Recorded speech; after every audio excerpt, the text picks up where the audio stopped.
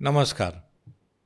आज का यह विशेष कार्यक्रम पॉडकास्ट और संवाद का इसलिए भी खास है क्योंकि आज मैं जिस इंसान से, जिस व्यक्ति से, जिस पॉलिटिकल पर्सनालिटी से बात करने जा रहा हूँ, उनको मैं पिछले 35 से 38 साल से जानता हूँ। हम कह सकते हैं कि हम लोग स्टूडेंट लाइफ से लेके और प्रोफेशनल लाइफ तक एक दूसरे को अच्छी तरह जानते हैं। उनके पॉलिटिकल, पर्सनल, प्रोफेशनल जो लाइफ है उससे भली भांति परिचित हैं। इसलिए ऐसी शख्सियत से जब बातचीत की शुरुआत करनी पड़ती है तो बड़ा मुश्किल होता है कि कहाँ से शुरू किया जाए और किन किन विषयों को शामिल किया जाए चर्चा में।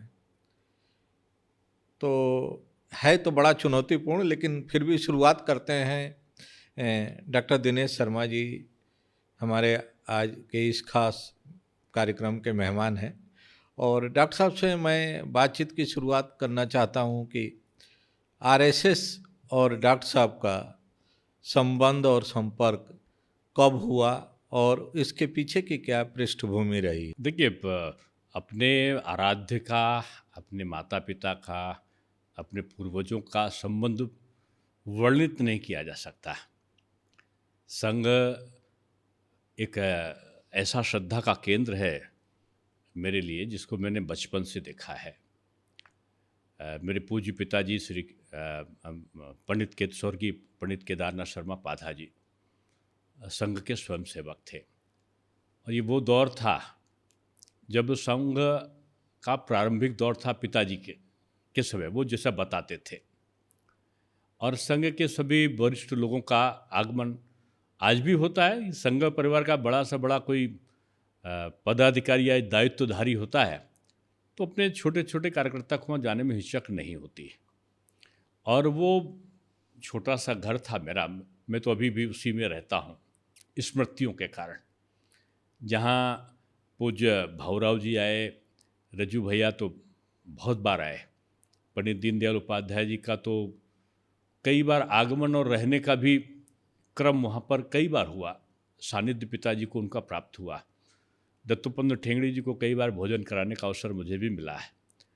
आदरणीय पूज्य भंडारी जी का स्नेह आशीर्वाद से मैं सिंचित अपने छोटे से घर पर ही हुआ, पिताजी के सम्मुख।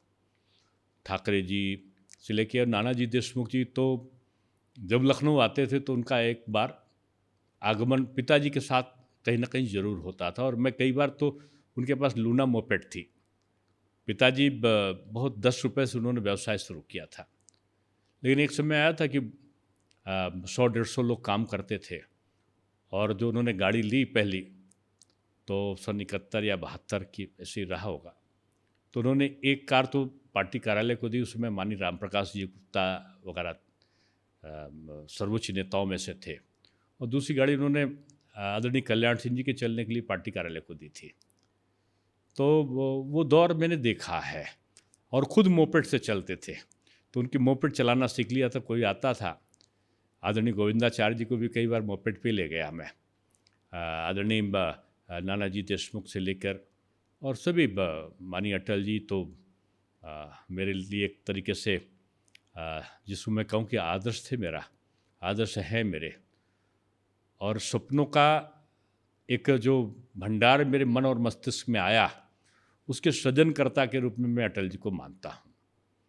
तो आप कहते हैं कब मैं आया, मुझे लगता है मेरे संस्कारी घर में हुए। पिताजी उस समय शाखा लगाने पे बहुत झगड़े होते थे, बहुत। एक दो बार तो उनको कई बार लाठियाँ चली। लोगों ने कुछ जो विरोधी पक्ष होते थे राष्ट्रवाद के, उन्होंने उसमें काफ़ी व्यवधान डाला, लेकिन पिताजी स्वयंसेवक थे और उनके साथ मुझे जाने का अवसर मिलता था।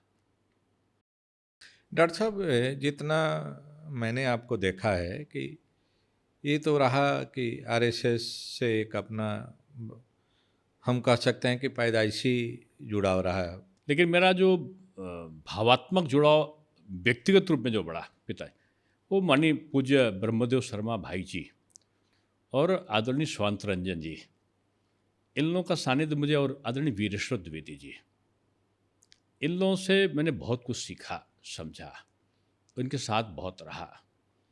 और मैं समझता हूँ कि ये भी त्याग पुरुषों का एक वो समूह है जिसके बारे में आप सहज भाव में उनके व्यक्तित्व का आकलन उनको देख कर नहीं लगा सकते जब तक आप उनके साथ ना रहो। समर्पण की कोई सीमा नहीं, त्याग उसका कोई अंत नहीं, और अपने आप को निछावर करने की प्रवृत्ति वो सर्वोपरि सबसे ज़्यादा। वो एक अनोखा रूप मैंने देखा है संघ के वरिष्ठ लोगों का सानिध्य प्राप्त करके। और बहुत सी कठिन परिस्थितियों में इन सबको माननीय ओम प्रकाश जी थे, उनका एक ही लगन था कि किस प्रकार से गौ का संवर्धन हो जाए। वीरेश्वर जी थे, किस प्रकार से प्रकाशन संबंधित गतिविधियाँ हो जाए। विपिन जी हुआ करते थे जो विश्व संवाद केंद्र की शुरुआत हम लोगों ने पार्क रोड में की थी। आपने मेरे संबंध 35 साल के कहे, तो आपने 35 जब श्री राम जन्मभूमि मंदिर का आंदोलन चल रहा था तो आपने पार्क रोड का वो D2 पार्क रोड भी देखा होगा, जहाँ हम लोगों ने विश्व संवाद पत्रिका का और तमाम गतिविधियों को वहाँ पर प्रारंभ होने में एक सहायक अंग में बना था। माननीय अधीश जी हुआ करते थे। तो संघ एक संगठन नहीं है, एक राष्ट्रभक्ति का संचार का संवाहक के रूप में वो काम करता है। तो क्या ये जो आज का संघ है और जिन महापुरुषों की आपने चर्चा की, उनकी जीवन शैली और आज की वही जीवन था, शैली वही है? प्रवाह जो पहले था वही प्रवाह आज है। जो आज इतना विराट रूप देख रहे हो अपना, भाजपा का जो विराट स्वरूप है, संघ एक वटवृक्ष है। और ये विद्यार्थी परिषद, ये विश्व हिंदू परिषद, ये विद्या भारती, राष्ट्रीय शैक्षिक संघ, शिक्षण मंडल, ये हिंदू जागरण मंच, ये प्रकृति भारती, ये आयुर्वेद परिषद, ये सारी चीज़ें जो हैं, और भारतीय जनता पार्टी, ये उनकी शाखाएं हैं। ये जड़ है, और जड़ का जो सिंचन है उसके स्वयं सेवक बगैर किसी लोभ लालच के समर्पण की भावना से करते हैं। कभी आपको कोई स्वयं सेवक मुझे ये प्राप्त हो जाए, मुझे वो प्राप्त हो जाए करते दिखाई नहीं पड़ेगा आपको। और जब वक्त आता है तो राष्ट्र के लिए, अभी अहमदाबाद में आपने घटना देखी कि विमान क्रैश हुआ, किसी को कोई सूचना नहीं, लेकिन संघ का स्वयंसेवक अपने प्राणों को बाजी लगाकर जलते हुए आग में वो एनडीआरएफ की टीम से पहले पहुंच गया। तो संघ क्या है इसको जानना है, जब तक आप उसमें रमोगे नहीं तब तक संघ को आप नहीं जान सकते। नहीं, इधर एक भाव पैदा होता दिखाई दे रहा है, खास तौर से बीजेपी के अंदर, बीजेपी के नेताओं में, और समय समय पर कुछ लोगों का बयान भी आया है, आपने भी देखा होगा कि अब बीजेपी की निर्भरता संघ पर नहीं है जो पहले हुआ करती। देखिए, पिता पर निर्भरता पुत्र की और पुत्र पर निर्भरता पिता की, ये निर्भरता नहीं कहलाती, आशीर्वाद कहलाता है। जो आशीर्वाद का सिंचन भाव पहले से था वही प्रभाव है आज। तो इसमें ये जो चीज़ें होती, समाचार पत्रों की कहानियाँ, वो कुछ अलग होती हैं और वास्तविक स्वरूप कुछ और होता है। डॉक्टर साहब, आप बीजेपी में अलग अलग दायित्व संभाल चुके हैं। इसके पहले आरएसएस के अलग अलग फ्रंटल ऑर्गेनाइजेशन में भी आपने लगभग सारे महत्वपूर्ण पदों पर अपनी भूमिका निभाई है। मेरे पद, मैं आपको रोक रहा हूँ, सो कि पद नहीं कहेंगे, अपनी जिम्मेदारी। मैं वार्ड अध्यक्ष से शुरू हुआ जी, भाजपा के, फिर मंडल का प्रभारी, मध्य मंडल का उपाध्यक्ष, और नगर कार्यकारिणी का विशेष आमंत्रित सदस्य, भारतीय जनता युवा मोर्चा का उपाध्यक्ष प्रदेश का, और 3 बार प्रदेश का अध्यक्ष भारतीय जनता युवा मोर्चा का, फिर प्रभारी, फिर पर्यटन का चेयरमैन, फिर यूथ कमीशन में मैं भारत सरकार में रहा अटल जी के साथ में।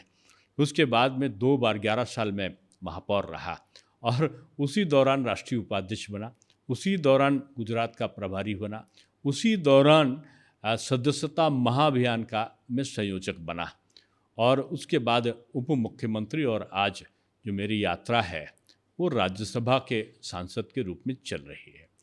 तो मैं कह सकता हूँ कि संघ में भी अगर आप देखो तो मैं शिक्षण मंडल में रहा, विद्यार्थी परिषद में रहा, मैं हिंदू जागरण मंच में रहा, विद्या भारती में रहा, मैं भौरा सेवानाथ ट्रस्ट में रहा, मैं प्रकृति भारती में रहा, सेवा भारती में रहा, मैं विद्यार्थी परिषद का अध्यक्ष रहा।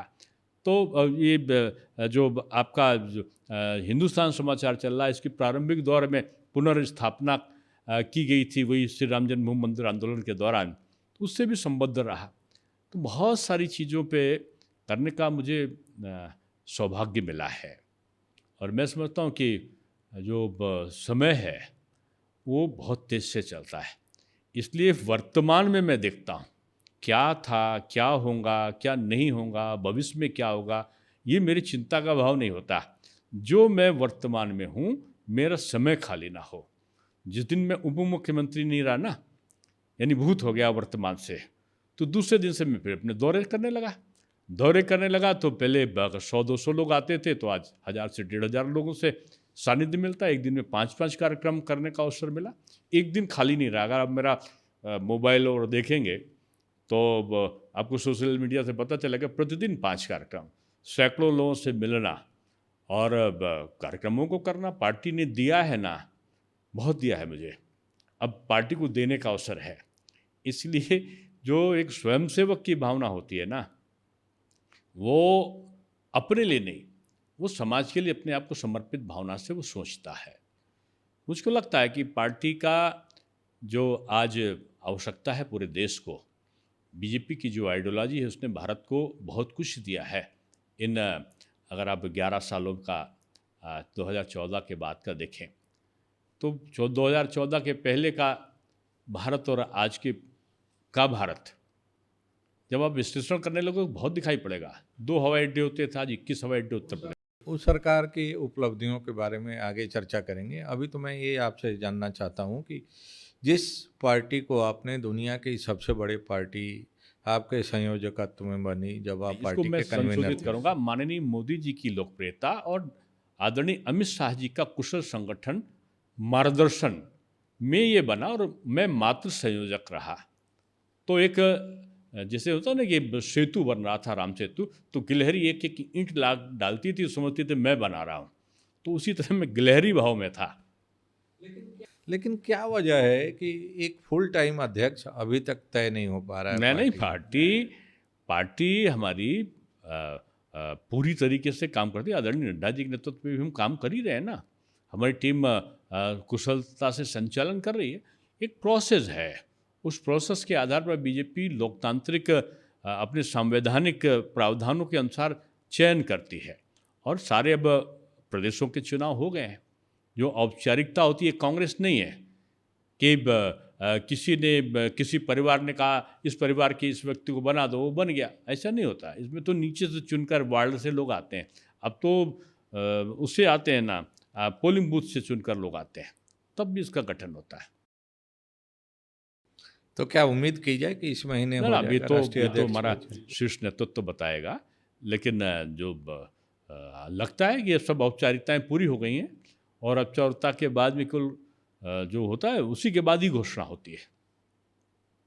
डॉक्टर साहब, आपको लग रहा है कि पार्टी में कहीं ना कहीं एक थोड़ी सी बिखराव नहीं, और ये अनुशासन ये जो टकराव, बिखराव, दुराव, ये बीजेपी में नहीं हुआ करता। इसमें केवल समभाव होता है, समन्वय का भाव होता है, एकता का भाव होता है और समर्पण का भाव होता है, वो मौजूद है।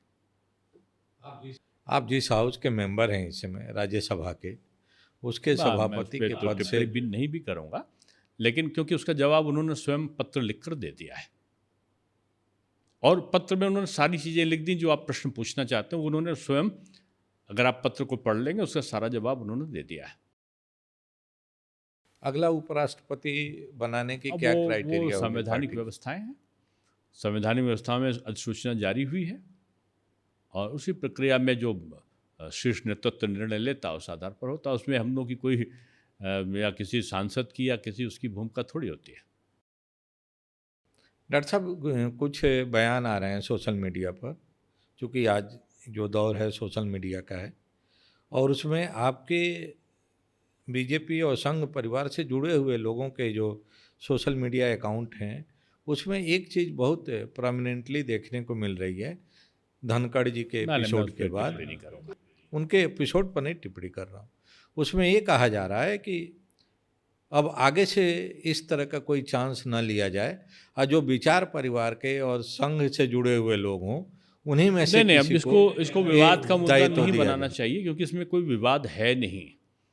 और उनका जो पत्र है स्वयं में स्पष्ट है, कारण भी, और कारण के साथ साथ उसमें किया गया जो कार्रवाई है वो उसमें स्पष्ट है।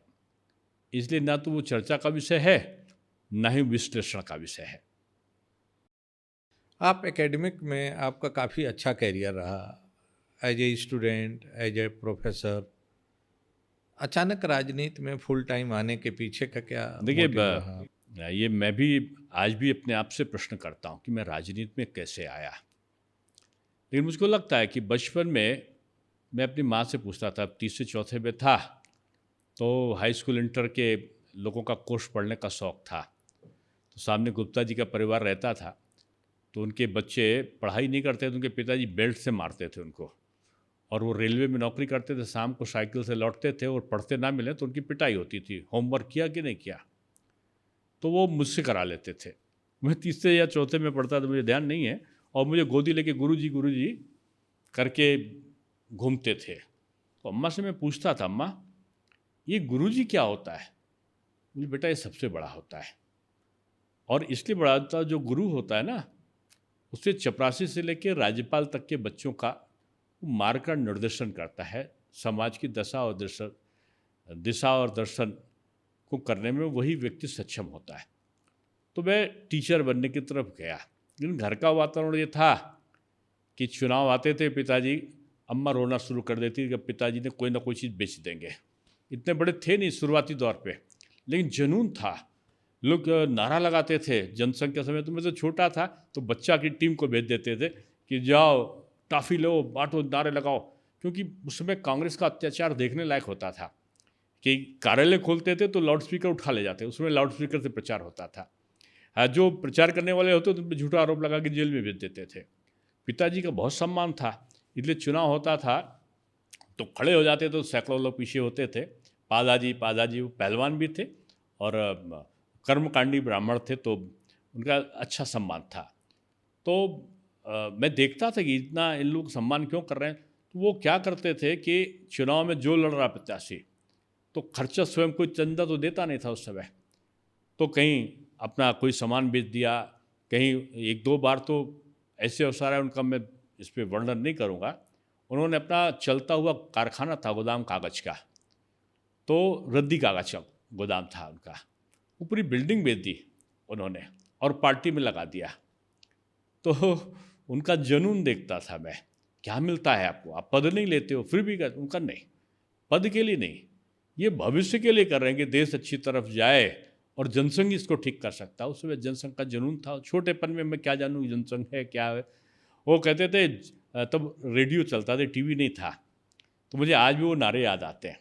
हम लोग को सिखा के दिए जाते थे, रटाते थे। छोटे बच्चों का टोली भेजते थे कि बड़ों को भेजेंगे तो पुलिस लाठीचार्ज कर देगी, तो बच्चे और महिलाएं जाती थीं कि पुलिस नहीं बोलेगी, तो कहते थे अखबार में निकला, तो जोर से बच्चे चिल्ला, क्या भाई क्या, रेडियो में आया, क्या भाई क्या, जनसंघ जीत गया। कहते वाह भाई वाह, वाह भाई वाह। और पता चलता था कि बाद में जनसंघ हार गया, तो कांग्रेसी लाठी लेकर निकलते थे, झंडे से डंडा निकालकर, और कहते थे अखबार में निकला, क्या भाई क्या, रेडियो में आया, क्या भाई क्या, जनसंघ हार गया, वाह भाई वाह। और पता नहीं किसी घर का दरवाजा तोड़ दिया, किसी को बंद करा दिया, उस तरीके की, किसी का लाउड स्पीकर कार्यालय को उठा ले गया, जिसने कार्यालय किराए पे दिया तो उसके खिलाफ FIR दर्ज हो गए। तो ये अत्याचार भी होते थे, उसमें भी कार्यकर्ता निकलता था, और कार्यकर्ता इस प्रकार निकलता। तो मुझे तो इमरजेंसी का याद आता है, मैं बहुत छोटा था, मुझसे समझो 10, 11, 12 साल का ऐसे ही रहा हूँ, 10, 11 साल का था, 10 या 11 कर रहा होगा।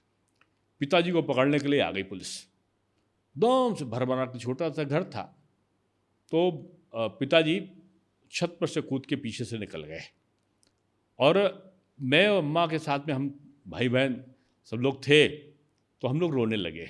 छोटेपन में तो इतनी बड़ी पुलिस तो वो लोग पैर पकड़ के उल्टा कर दिए कि माँ को डराने के लिए कि बताओ कहाँ है केदारनाथ जी, नहीं तो बच्चे को छोड़ देंगे। तब तक मोहल्ले के एक आए, त्रिलोकीनाथ जी। बोले आओ मैं बताता हूँ संघ के स्वयंसेवक का समर्पण क्या होता है, जनसंघ के कार्यकर्ता का समर्पण क्या होता है, ये देखने की चीज़ है। और वो गए, बाहर भी बताते हैं कहाँ गए केदारनाथ जी आओ। तब तक एक संघ का स्वयंसेवक दूसरे थे, केदारनाथ श्रीवास्तव जी जा रहे थे मास्टर कन्हैया रोड पे, उनका वो केदारनाथ जी जा रहे हैं, केदार इधर आओ। केदार जी आ गए, जो दूसरे केदारनाथ श्रीवास्तव थे, केदारनाथ पादा पिताजी थे। तो आए, बोले बताओ। बोले केदारनाथ जी तुमको गिरफ्तार करने के लिए आए। तो कहें अच्छा हाँ यही है, कहना हाँ मैं ही हूँ। वो जान गए कि पादा जी को गिरफ्तार करने आए तो उनको बचाना है, तो कहा हाँ मैं ही हूँ। कहा चलो मेरे साथ में। केदारनाथ जी को ले जाने लगे तो केदारनाथ जी बोलते हैं कि त्रिलोकी तुम भी आओ, तुम कहाँ जा रहे हो।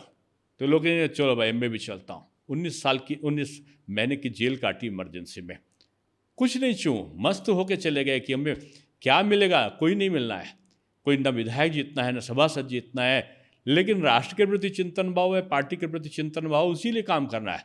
और पता चला वो सब जेल गए, पिताजी सबके घरों की व्यवस्था कर रहे हैं, कहाँ जा रहे हैं, कौन आ रहा कौन नहीं जा रहा, उजड़ गया सा घर सा, कोई कोई पूछने नहीं आता था। इतने अत्याचार हुए थे इमरजेंसी में। और वो जो बेचारे गए थे उनके तो परिवार के लोगों की मृत्यु हो गई, लेकिन उनको मिलने नहीं दिया गया था। और उस समय लैया चना खा खा के, ये आज आप देख रहे हैं ना, मैंने तो अपने आंखों से आदरणीय भंडारी जी को, आदरणीय राम प्रकाश गुप्ता जी को, गंगा भगत सिंह जी को, आदरणीय कल्लाद जी, कल्याण सिंह जी को ज़मीन में जरी डाल के बैठ के करते हुए वो देखा है। मेरे घर पे उषा का फैन था। और पहले होता था कि कार्यकर्ता के घर पे भोजन होता था बड़े नेताओं का, वो अपने को बड़ा नहीं मानते थे, कार्यकर्ता में मिक्सअप हो जाते थे। एक बहुत छोटा सा कमरा है, आप पुराने घर में आपने देखा होगा, तो आप तो आए होंगे, तो छोटा सा कमरा, उसी में चटाई बिछा दी गई। आने वाले खाने, जगदीशपुर धर्मशाला एक है बाबूला हलवाई ऐशबाग चौराहे पे, ये मैं बात उस समय बता रहा हूँ जब भाजपा बनने को थी, उस समय का दौर था, यानी 1980 के पहले का, तो मैं बड़ा भी हो गया था। तो उस समय जमीन पे बैठकर राजमाता सिंधिया, नानाजी देशमुख, अटल बिहारी वाजपेयी जी, भंडारी जी, डॉक्टर मुरली मनोहर जोशी जी से अगर आप पूछेंगे तो बताएंगे, तो लोगों ने ज़मीन पे बैठे और उषा का अकेला फैन। आज मोदी जी 24 घंटा बिजली दे रहे हैं, लेकिन उस समय क्या था, 1-2 घंटे की बिजली आ जाए तो समाचार होता था, थोड़ी देर बिजली आई फिर चली गई तो हाथ का पंखा होता था। सब हाथ का पंखा भी जान रहे हैं और बैठ के भोजन भी कर रहे हैं और गपशप भी कर रहे हैं और कार्यकर्ता के परिवार से भी मिल रहे हैं। तो जो भाजपा का स्वरूप बना है ना, एक बीज नन्हा सा एक दिन पौधा बन उगाता है, धीरे धीरे बढ़ते बढ़ते वृक्ष बड़ा बन जाता है। तो आज वो वृक्ष बड़ा बन गया है। इसलिए उन यादों को संजो कर एक आत्मगौरव की अनुभूति होती है। तो डॉक्टर साहब, अगर उसकी विशालता व्यापकता को देखते हुए ये भाव क्यों आ रहा है कि उसमें जो पार्टी के मूल कार्यकर्ता रहे देखो हैं, क्या है ना, आप क्या उनकी आज कहीं ना कहीं अनदेखी हो रही है, उपेक्षा हो रही है। समुद्र में अगर नदियां मिलना बंद कर दें तो समुद्र का स्वरूप फिर विस्तार तो नहीं होगा ना। तो बीजेपी एक समुद्र बन चुकी है, तो इसमें आने के लिए कुछ बाहर के लोग की भी आवश्यकता है। हाँ, ये सावधानी जो आपका प्रश्न के मूल में छिपा है उसका उत्तर मैं दे रहा हूँ। ये सावधानी की ज़रूरत होती है कि ऐसा ना हो कि हमारा पुराना का जो स्थान है वो उसको उचित सम्मान ना प्राप्त हो, इसकी चिंता पार्टी करती है। और बीजेपी एक ऐसी पार्टी है कि नया व्यक्ति आके भी उसमें मिक्सअप हो जाता है और वो पुरानी तरह वो आचरणशील होता है। और अगर आचरणशील या पुराने कार्यकर्ताओं के साथ उसका एक संभाव नहीं बनता तो उसको फिर कोई प्रगति का भाव उसमें फिर नहीं आ पाता। तो बीजेपी एक समुद्र है जो अपने में नदियों को मिला लेता है। डॉक्टर साहब की बीजेपी की जो इतनी राजनीतिक यात्रा रही है और उससे आपका जो एक जुड़ाव रहा है इतने लंबे समय से, उसके खट्टे मीठे जो भी आपके एक्सपीरियंस रहे उसके बारे में। अब चूँकि देश में आपकी पार्टी की सरकार है, कहने के लिए एनडीए की सरकार है, लेकिन प्रैक्टिकली बीजेपी की सरकार है, बीजेपी जो चाहती है वो अपने अलायंस पार्टनर से भी करवा लेती है, और प्रैक्टिकली अगर देखा जाए नहीं तो देखिए, पूरी तरह से बीजेपी का ही एजेंडा देश में चल रहा है सरकारी तौर पर। लेकिन उसको लेके दो तरह की राय है। एक तो जो सरकारी मीडिया की राय है, जो बीजेपी और एनडीए से जुड़े हुए लोग हैं उनकी राय है, और उनकी नज़र में बीजेपी का अगर रिपोर्ट कार्ड तैयार किया जाए तो 100/100 मार्क्स देने के लिए लोग तैयार हैं। लेकिन देश की जो मुख्य विपक्षी पार्टियां हैं, जो इंटेलिजेंसिया है, उसका कुछ इश्यूज को लेके काफ़ी अलग राय है, जो कि सरकारी दावे के खिलाफ है।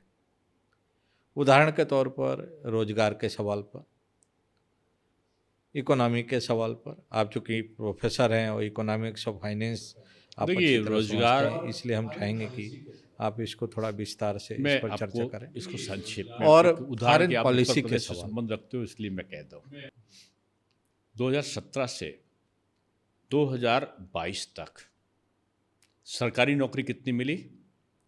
5.5 लाख से ऊपर, 5.5 से 6 लाख सरकारी नौकरी। और जो अप्रत्यक्ष रूप में रोजगार सृजन, और वो 3.5 करोड़ अप्रत्यक्ष में, जैसे मुद्रा लोन के द्वारा, स्टार्टअप के द्वारा, मल्टीनेशनल कंपनी में, प्राइवेट कंपनीज में, जो किसान सम्मान निधि और किसानों के तरह तरह इक्विपमेंट की फैक्ट्री बनने, बहुत सारी चीज़ों को अप्रत्यक्ष रोजगार का सृजन का भाव था। 5.5 से 6 लाख सरकारी नौकरी इतिहास में आज़ादी के बाद से कभी नहीं हुई। आज वो, मैं समझता हूँ 8 लाख से ऊपर सरकारी नौकरी केवल उत्तर प्रदेश में हो चुकी है सरकारी, और अप्रत्यक्ष रोजगार करोड़ों में है। पूरे भारतवर्ष का सिनेरियो यही बदला है। गरीब थे। दीनदयाल जी का एक आत्म मानववाद का सिद्धांत का मूल मंत्र क्या था? एक कहानी, छोटी सी कहानी, कि एक व्यक्ति कुएं में गिरा है और कोई व्यक्ति उधर से गुजर रहा है। नीचे वाले व्यक्ति को बाहर आना है, तो नीचे वाला व्यक्ति थोड़ा ऊपर उठे और ऊपर वाला थोड़ा नीचे झुके, दोनों के हाथ मिले और दोनों बराबर आके खड़े हो जाए। यानी जो गरीब है उसको अमीर के साथ में उसका संबंध स्थापित हो और उसको उठा के बराबरी के उसमें ले आए। आज 25 करोड़ लोग पिछले 7 साल में, जो कहें, ये गरीबी की रेखा से ऊपर उठे हैं।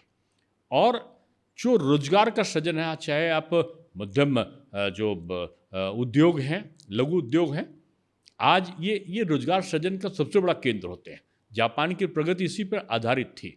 आज क्या है कि गांधी जी कहते थे ना कि हमें बहुत उत्पादन नहीं, बहुत लोगों के द्वारा किया गया उत्पादन चाहिए। आज वही चीज़ मोदी जी के कार्यकाल में जो लघु और मध्यम श्रेणी के उद्योग हैं उनके द्वारा हो रहा, उनका निर्यात बढ़ गया है।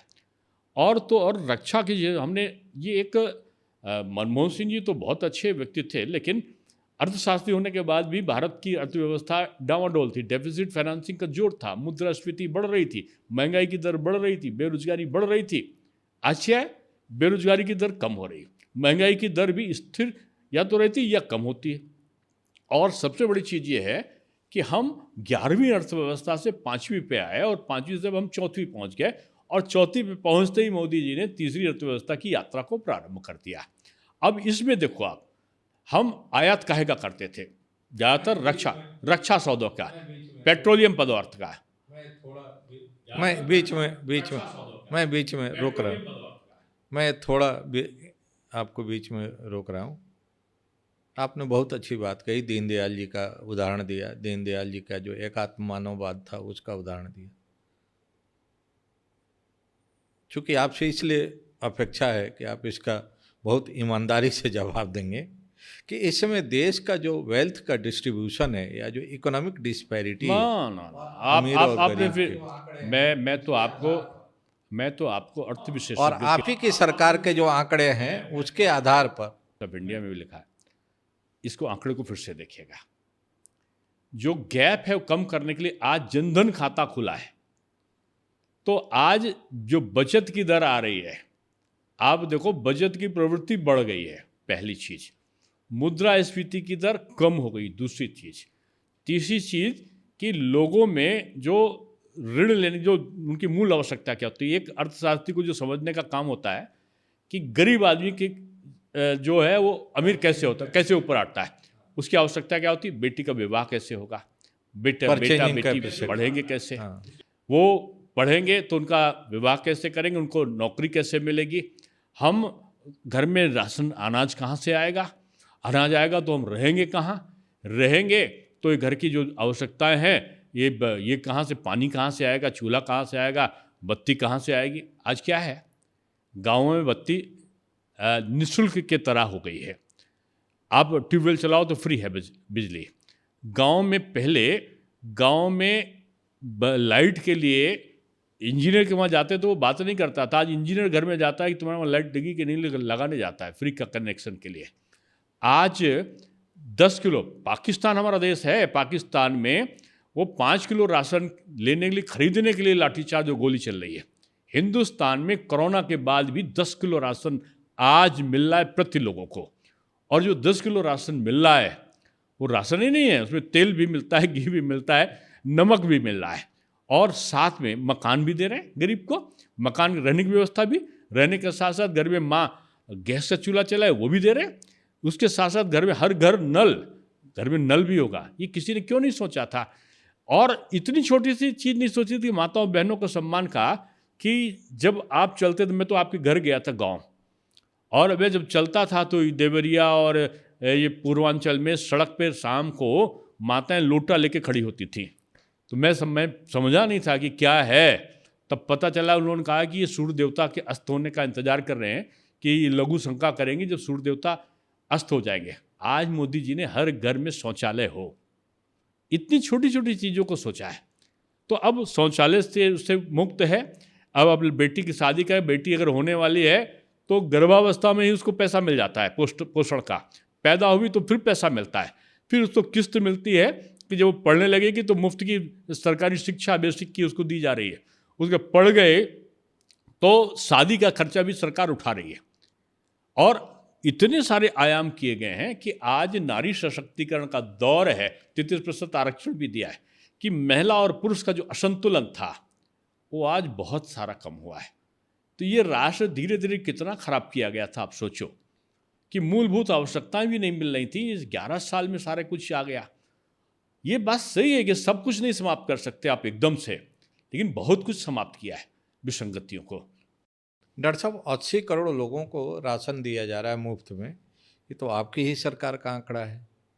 तो 140 में अगर 80 करोड़ लोग गरीबी रेखा से नीचे अभी भी जी रहे हैं और सरकारी खैरात पर उनका जीवन बसर जाहिर सी चल बात रहा है, है, ये रेशियो धीरे धीरे घटेगा, घट रहा है।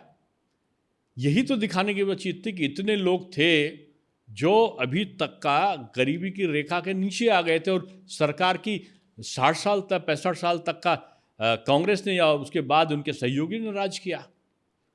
ये अटल जी के बाद से ये प्रधानमंत्री सड़क योजना और चतुर्भुज योजना तमाम चीज़ें शुरू हुई। आज वो दौर चल रहा है, आज वंदे मातरम भी चल रहा है, ट्रेन द्रुतगामी का साथ चौड़ीकरण भी हो रहा है। ये हाईवे कभी देखा था क्या उत्तर प्रदेश ने? उत्तर प्रदेश ने तो बंदूक देखे थे, कट्टा गोली बंदूक तमंचा, ये एक उद्योग, अपराध उद्योग बन गया था। आज जहाँ पर होता था बुंदेलखंड में बंदूक के बगैर कोई चलता नहीं था। लड़की की शादी होनी होती तो पूछते थे इनके घर में कितनी बंदूक है। आज वहाँ पर डिफेंस कॉरिडोर बनना, ऑटोमेटिक राइफल बनेगी, ब्रह्मोस मिसाइल जिसने पाकिस्तान की ऐसी की तैसी कर दी वो बन रहा है। ये बदला हुआ भारत है। और ये चौड़ा चौड़ा एक्सप्रेस में जो आगरा में आप पहुंच जाते हैं तुरंत से, ये आप आजमगढ़ में लड़कियों की शादी करने से लोग होते थे कि सड़क खराब है कैसे पहुंचेंगे, बलिया जाने के लिए लोग साल में अब जो 10 बार जा रहे हैं वो एक बार जाने में सोचते थे कि गाड़ी से जाएंगे तो गाड़ी का क्या हाल होगा या शरीर का क्या हाल होगा। आज वो फटाक से पहुँचते हैं, 2 घंटे 3 घंटे में वो है। चरण सिंह जी ने एक बयान दिया था कि जब 5-5 7-7 घंटे मेरठ से दिल्ली लगता था जाम के, तो भाषण देते थे कि जिस दिन मेरठ हम 4 घंटे में पहुंच जाएंगे दिल्ली तो हम समझेंगे किसान का राज आ गया। आज तो 1.25 घंटे के अंदर, अब तो रैपिड जो ट्रेन है, रीजनल ट्रेन वो चली है, तो आप 45 मिनट में आप जो है 45 मिनट में मेरठ से दिल्ली पहुंच जा रहे हो। किसने सोचा था लखनऊ 25 मिनट में आप पहुंचने वाले हो कानपुर। डॉक्टर साहब, लेकिन किसानों में क्यों इतनी नाराजगी? किसानों में नहीं नाराजगी है, ये तथाकथित राजनीति करने वालों में नाराजगी है कि हम सरकार में नहीं आ पा रहे हैं। अभी उनकी नाराजगी बढ़ेगी। जो विपक्ष के लोग हैं ना, उनका अवसाद बढ़ेगा। क्रिया नहीं करोगे, कर्म नहीं करोगे, परिवारवाद चलाओगे और परिवारवाद में आप जो है बार बार प्रयोग करोगे, ये विजेता बन के चलते हैं। आप सोचो, मोदी जी के नेतृत्व में हैट्रिक हुई जीत की, और दूसरा गांधी परिवार के नेतृत्व में हैट्रिक हुई हार की, लेकिन वो जश्न ऐसा मना रहे हैं जैसे हम विजेता हैं। आज भी वो अपने को सत्ता में मानते हैं। तो ये वित्तकर्म नाराजगी जनता की अगर होती तो हम 3 बार लगातार सरकार में नहीं आते। कहीं कमी होती है तो उसको दूर भी किया जाता है। बहुत बहुत धन्यवाद, इतनी महत्वपूर्ण जानकारी। आपका आभार, बहुत बहुत बड़ा धन्यवाद, गहन इतनी महत्वपूर्ण अध्ययन के साथ जानकारी आपने साझा करने के लिए बहुत धन्यवाद। प्रणाम।